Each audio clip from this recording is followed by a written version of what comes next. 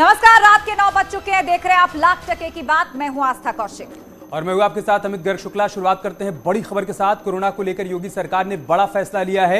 उत्तर प्रदेश में 10वीं तक के सभी स्कूल बंद कर दिए गए हैं। 16 जनवरी तक यूपी में 10वीं तक के सभी स्कूल बंद रहेंगे।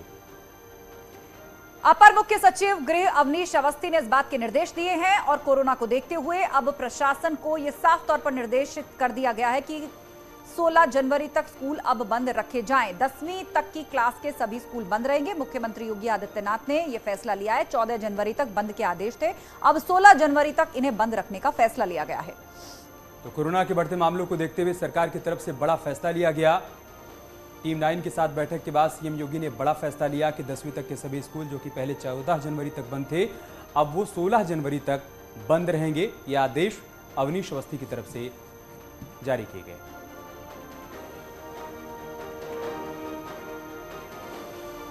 तो सीएम योगी आदित्यनाथ ने कोरोना के बढ़ते संक्रमण को देखते हुए मथुरा में ऑक्सीजन प्लांट का वर्चुअली उद्घाटन किया। अब कुल मिलाकर 55 अस्पताल और ड्रग वेयर हाउस के साथ स्वास्थ्य विभाग की कई योजनाओं का लोकार्पण और शिलान्यास भी किया गया। इस दौरान सीएम योगी ने कहा कि कोरोना की दूसरी लहर के दौरान हमने ऑक्सीजन का असली महत्व जाना। सीएम ने कहा कि मथुरा में बन रहे ऑक्सीजन प्लांट से मेडिकल के साथ साथ औद्योगिक क्षेत्रों में भी मदद मिलेगी। यह प्लांट हमारे लिए केवल ऑक्सीजन उत्पादन के लिए नहीं, ये केवल मेडिकल ऑक्सीजन के लिए ही नहीं होगा, बल्कि तरल नाइट्रोजन, तरल ऑर्गन के उत्पादन के लिए ही, केस के लिए तो ये कार्य करेगा ही। इंडस्ट्री को भी उसकी आवश्यकता के अनुरूप ऑक्सीजन की आपूर्ति करने में इससे मदद मिलेगी। कोरोना को देखते हुए योगी सरकार ने एक और बड़ा फैसला लिया है। प्रदेश में बांटी जाएगी 1 करोड़ मेडिकल किट। यूपी एमएससीएल इस किट का वितरण करेगा। अब तक 77 लाख एडल्ट किट का वितरण हो भी चुका है। 25 लाख बच्चों को मेडिकल किट दी जा चुकी है। सीएम योगी के निर्देश पर मेडिकल किट का वितरण किया जा रहा है। और प्रशासन का यह भी दावा है कि प्रदेश में जरूरी दवाओं का स्टॉक भी भरपूर है, बफर है।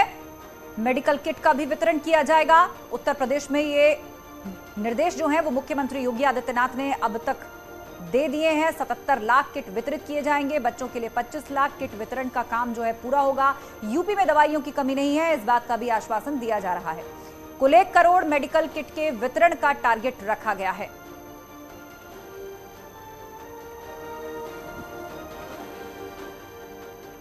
उधर मुख्यमंत्री योगी आदित्यनाथ ने दिल्ली में इंद्रप्रस्थ नाम के गेस्ट हाउस का लोकार्पण किया है। इसके अलावा सीएम ने वर्चुअल तरीके से ही नोएडा के सेक्टर 148 में परिसंभागीय वाणिज्य कर ऑफिस के भवन का भी लोकार्पण किया। लोकार्पण के बाद मुख्यमंत्री ने अपनी खुशी भी जाहिर की।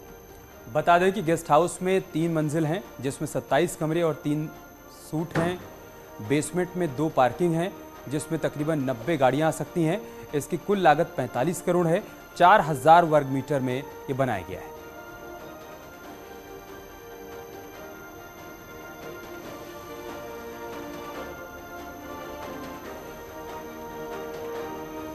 कि प्रदेश का राजधानी दिल्ली में एक अत्याधुनिक राज्य अतिथि गृह इंद्रप्रस्थ बनकर के तैयार हुआ है और सचमुच इंद्रप्रस्थ अपने नाम के अनुरूप बना भी है। इंद्रप्रस्थ का नाम लोगों ने सुना होगा, लेकिन इंद्रप्रस्थ के रूप में उत्तर प्रदेश ने एक राज्य अतिथि गृह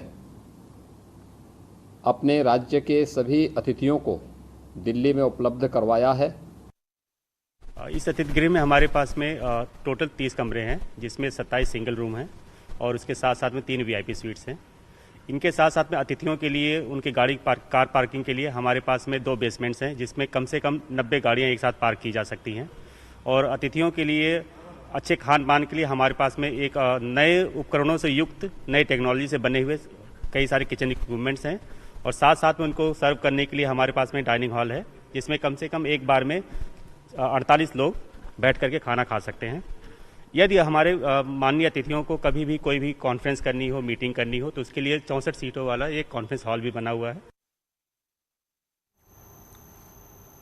एक और बड़ी खबर की बात करते हैं। अखिलेश यादव ने बीजेपी पर गंभीर आरोप लगाए हैं। लखनऊ में लिखित बयान जारी करते हुए अखिलेश यादव ने कहा कि यूपी चुनाव को प्रभावित करने के लिए गुजरात, मध्य प्रदेश और महाराष्ट्र से आदमी लाए जा रहे हैं और जिसमें बड़ी संख्या में आरएसएस के कार्यकर्ता प्रदेश में आ चुके हैं। अखिलेश ने यह भी आरोप लगाया है कि भाजपा साजिशों की राजनीति कर चुनाव की निष्पक्षता को नष्ट करना चाह रही है। अखिलेश यादव जी ये भूल गए हैं कि भारतीय जनता पार्टी एक राष्ट्रीय पार्टी है। जिस तरह से राष्ट्रीय पार्टी बनाने का मुगलता मुलायम सिंह यादव जी ने पाल रखा था, जिस सपने को तोड़ देने का काम अखिलेश यादव जी ने किया। कर्नाटक, मध्य प्रदेश और बिहार में समाजवादी पार्टी का विस्तार मुलायम सिंह जी कर रहे थे, लेकिन जब से अखिलेश जी ने उनको अध्यक्ष पद से हटा करके अध्यक्ष पद हथियाने का काम किया, तब से वो पार्टी केवल कुनबे की पार्टी सिमटती चली गई। आज समाजवादी पार्टी इसलिए हताश है, परेशान है और बदहवासी में भारतीय जनता पार्टी पर अनर्गल आरोप लगाने का काम कर रहे हैं।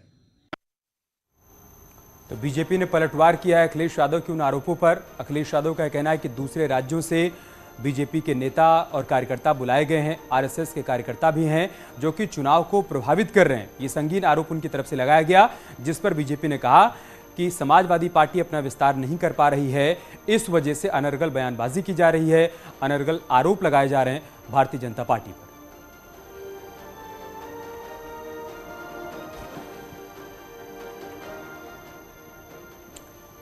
तो यूपी में सियासी जमीन की तलाश में एआईएमआईएम चीफ असदुद्दीन ओवैसी जमकर चुनावी सभाएं कर रहे हैं। भारी बरसात के बीच संभल में एसपी और बीएसपी के साथ कांग्रेस पर वो जमकर बरसे हैं। एसपी पर तंज कसते हुए उन्होंने कहा है कि अखिलेश यादव को भगवान कृष्ण सपने में आते हैं तो चुनाव की जरूरत ही क्या है। यही नहीं, ओवैसी ने संभल में सीएए की हिंसा के दौरान मारे गए 2 युवकों को शहीद भी बताया।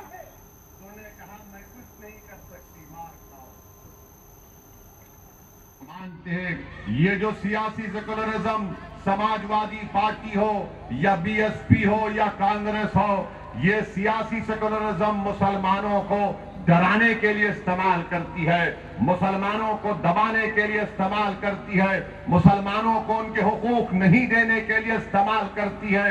और फिर दूसरी जानिब बीजेपी मुसलमानों का खौफ दिलाकर हमारे हिंदू भाइयों को हिंदू एकता के नाम पर मुत्तहिद करने का काम करती है। और अब खबर महोबा से, जहां पर बीजेपी के युवा सम्मेलन में विधायक ब्रजभूषण राजपूत ने ओवैसी को चैलेंज किया। उन्होंने ओवैसी को चरखारी से चुनाव लड़ने के लिए ललकारा है। ओवैसी चरखारी से चुनाव लड़ने के लिए उनकी तरफ से ललकार दी गई है। बीजेपी युवा सम्मेलन में बीजेपी विधायक की तरफ से ये बातें कही गई।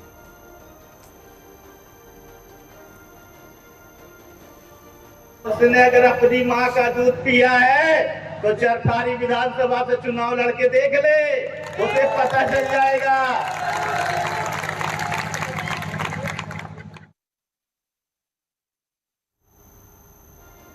उधर मेरठ में केंद्रीय मंत्री स्मृति ईरानी ने पीकू वार्ड का उद्घाटन किया और उस मौके पर ईरानी का निराला अंदाज भी देखने को मिला। स्मृति ईरानी का अनोखा अंदाज किस तरह रहा वो हम आपको बताते हैं। उन्होंने कहा, नर्स ने मेरा हाथ थामा हुआ है।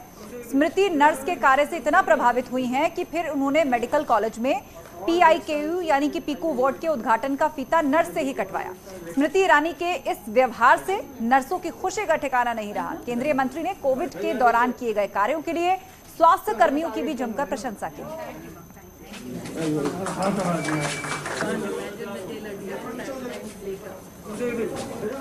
बच्चों के मेडिकल संरक्षण की दृष्टि से आज यहाँ जो व्यवस्था जनता के सुपुर्द की गई, जनता को समर्पित की गई, वो अपने आप में अल्प समय में अगर सरकार और समाज में समन्वय हो तो उसका उत्तीर्ण उदाहरण है। इस वक्त जब मैं आपसे बात कर रही हूँ तो एक नर्स ने मेरा हाथ थामा हुआ है और कोविड की इन परिस्थितियों में ऐसी बहनों ने बढ़ चढ़कर समाज का, राष्ट्र का जो संरक्षण किया।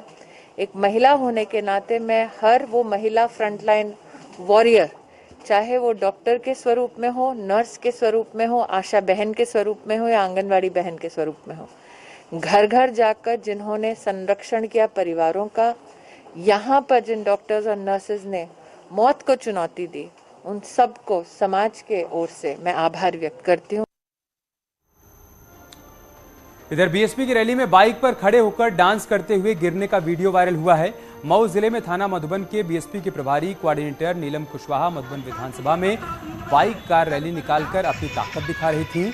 तभी उनके उत्साही समर्थक बाइक पर आगे आगे चलते हुए बाइक के ऊपर खड़े होकर स्टंट करते हुए डीजे की धुन पर डांस कर रहे थे। इसी रैली में कुछ उत्साही युवा चलती बाइक पर खड़े होकर डीजे की धुन पर डांस करने लगे और वहीं बैलेंस बिगड़ने के बाद वो बाइक से धड़ाम से नीचे गिरे।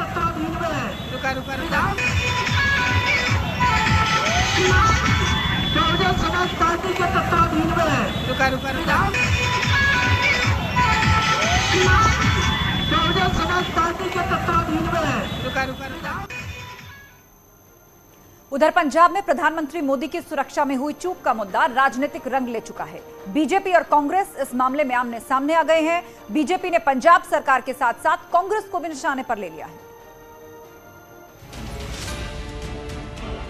प्रधानमंत्री मोदी की सुरक्षा में सेंध को लेकर सियासी संग्राम छिड़ा है। बीजेपी ने पंजाब सरकार और कांग्रेस के खिलाफ मोर्चा खोल दिया है। प्रधानमंत्री मोदी ने बठिंडा एयरपोर्ट पर अफसरों से कहा कि अपने सीएम को थैंक यू कहना कि मैं जिंदा लौट आया।